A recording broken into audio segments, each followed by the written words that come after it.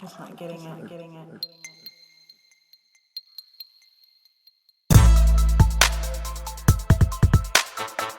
There actually is an idea that I had that I want to throw out there to the group, and that is right now.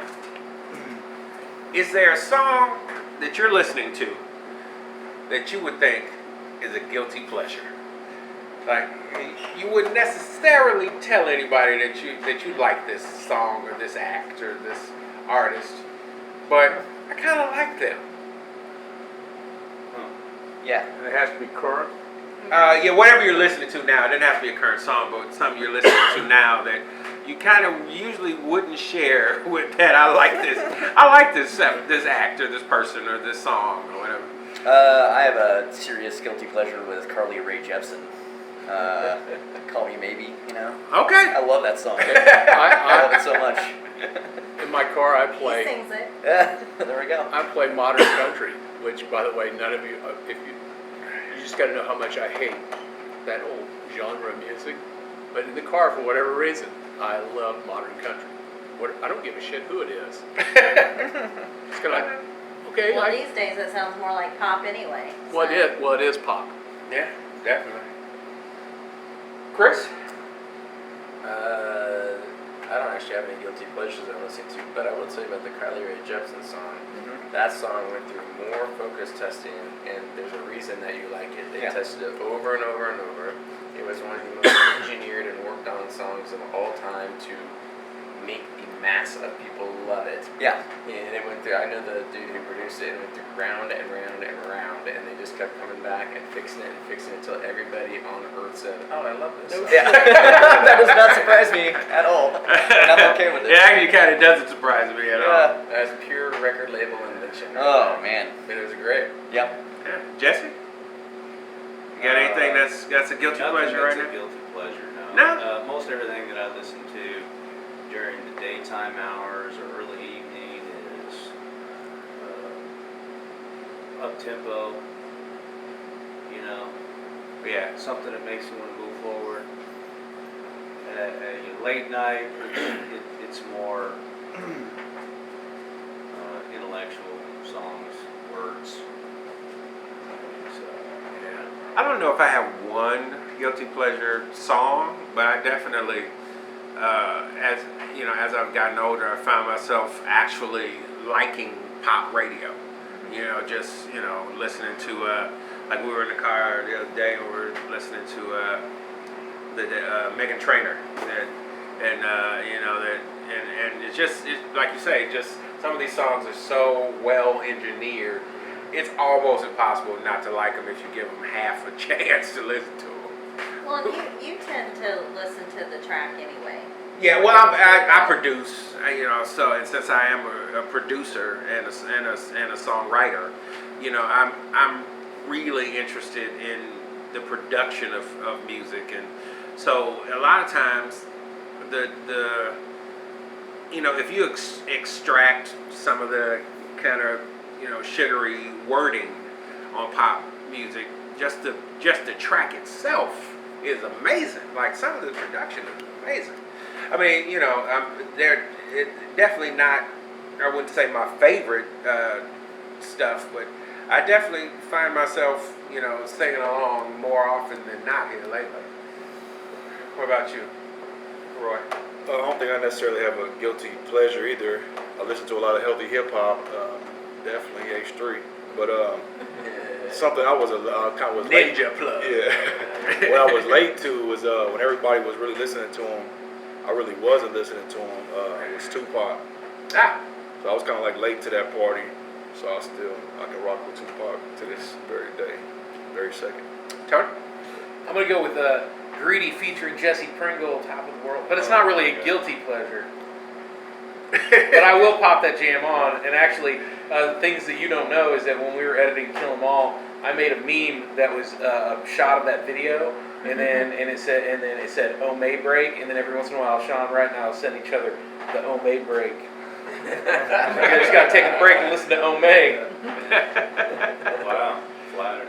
about to say, if you don't remember from former podcasts, Jesse Pringle, who is, as I say, a formidable looking gentleman, had in a former life been an R&B singer, and he went under the name Ome. So please go to your iTunes store or wherever you get your music and check it out. Because actually, and I don't think I've ever told this to him, his shit was pretty good. Yeah.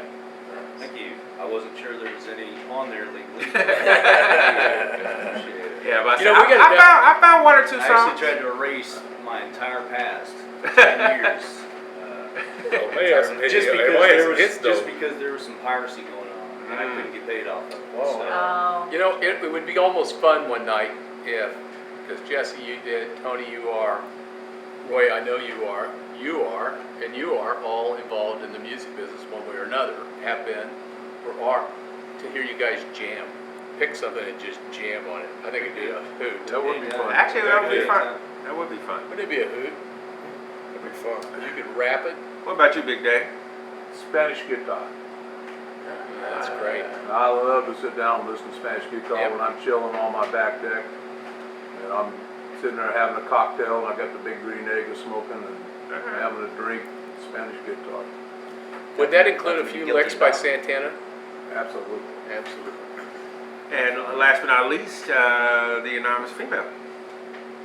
I don't know if I have any guilty pleasures. I think I surprise you all the time in music I listen to. Generally, you. I do have to admit that one of my favorite songs, other than, obviously Eazy-E. Yes. really? I love Eazy-E. I know. See, that's the same reaction I had. Really. But yeah. One of the ones I listen to a lot, and every time I listen to it, I'm like, I shouldn't like this song, is Shake That by Eminem featuring Nate Dogg. Yes, actually, I think the first time I heard her play that record, I was like, you own this song? This is filthy. And she goes, I know, I shouldn't like it, but I love the bass. This is amazing. Yeah, I'm a big bass fan. Yeah, so, yeah. That's actually my guilty. Honestly, like if I did have a guilty pleasure, it's filthy rap. Like I know, I'll go chapter and verse about the battle between Lil' Kim and Foxy Brown. Like I mean, I know all that shit. Like, Yeah. that's my good. That's the one where people are like, "What the fuck, really?" So this is some 2 Lap Crew or. We were, we were talking about that the other day, and I was. He's like, I didn't know you listened to that. I named my dog Lil' Kim. I think that is the most awesome thing that we've heard on the podcast yet. Actually, Lil' Kim. But I say that is the most awesome thing we've heard on the podcast. And she was yet. featured in episode 1 or 2 of season 1. Oh, that was your dog? Why I have It's funny. a tatted up Italian gangster walking in the park, a little dog with a sweater on. That's Lil' Kim. Lil' Kim. What kind of dog is she again?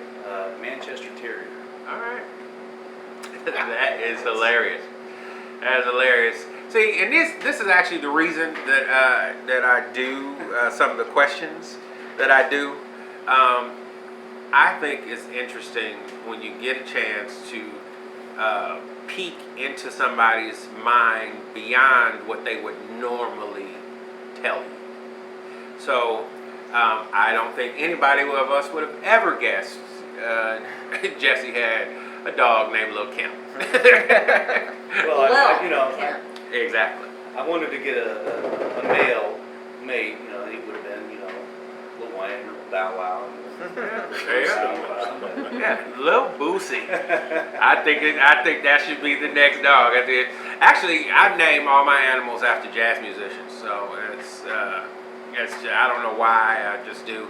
I had a dog for a while, called him Theo, Thelonious Monk, and right now we Called your dog what? Theo, but it was named after Thelonious Monk. Then our cat currently is Miles, Miles Davis, and if we ever get a big enough place and we can get a dog, I think we probably would both want, it's going to be a Rot, and his name's going to be Minkus, because we've already actually talked about it. And so that's some little pulling back of the veil into the way I process shit. So we've already toasted, but who's to say you can't toast a second time, because toasting twice never hurts anything. So I think after we've done that, we've added a new segment that I think I'm going to keep. So remember, as your weeks go on and you find yourself listening to something and you go, I would never want anybody to know I'm listening to this, remember that song, because you're going to get asked about it on the podcast. So, to Good Times.